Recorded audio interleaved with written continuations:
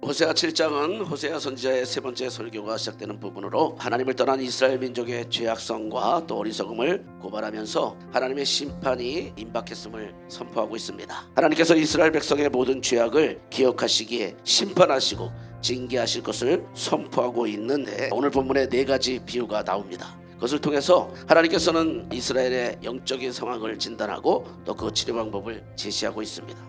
첫째 비유는 달궈진 화덕인데요, 당시 빵을 화덕에 구워서 먹었는데 화덕은 항상 달구어져 있어서 금방 불을 붙일 수 있는 그런 상태라고 합니다. 화덕에 불이 언제라도 피울 수 있다는 것으로 인간의 악한 마음을 묘사해주고 있습니다. 그러므로 인간은 항상 죄를 범할 수 있는 상태에 살아간다는 것을 잊지 말아야 합니다. 두 번째 비유는 뒤집지 않는 전병이죠. 이것은 고운 가루로 반죽하여 잘 구워진 소재의 예물입니다. 하나님을 의지하지 않고 이방 민족을 의지한 불신앙, 또 신앙의 혼잡이 바로 뒤집지 않은 전병과 같았다는 것입니다. 5절에 왕의 날은 왕이 즉위하는 날 또는 생일로 하나님께 엄숙한 맹세와 감사로 자신의 앞날을 의뢰하고 기도해야 함에도 불구하고 신하들과 술에 만취되어서 온갖 주태를 보이고 있다는 것입니다. 하나님은 불의한 그 시대가 길지 못하게 하셨는데 여호와께서 집을 세우지 아니하시고 성을 지키지 아니하시면 모두가 호사임을 가르쳐주고 있습니다. 세 번째는 세대형 그물의 비유이죠. 11절에 어리석은 비둘기는 지혜가 없어서 사냥꾼이 매설해 놓은 그물망을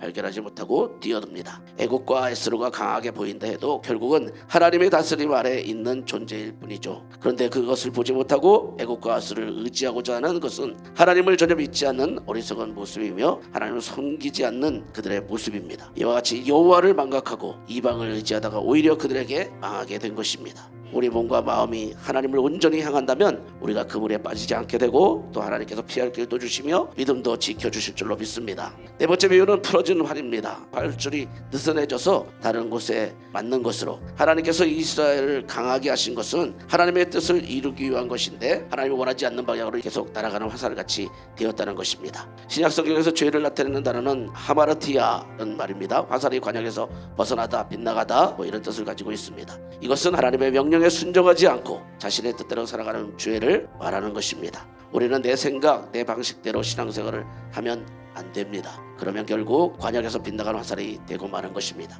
성도의 삶은 하나님의 말씀과 일치되어야 할 줄로 믿습니다. 모든 인간은 죄에 대해서는 자유롭지 못함을 꼭 기억하시기 바랍니다. 내가 원하는 대로, 내가 하고 싶은 대로 하면서 살면 그것이 결국 악이 된다는 것이죠. 그래서 하나님 우리의 마음을 치료하십니다. 치료하기 위해서 우리가 하고 싶은 대로 할 수 없게 하십니다. 때로는 얻게 하셨다가 다시 잃어버리게 함으로써 인생이 내 마음대로 되지 않는 것임을 하나님이 깨닫게 하십니다. 우리 언제라도 범죄할 수 있어요.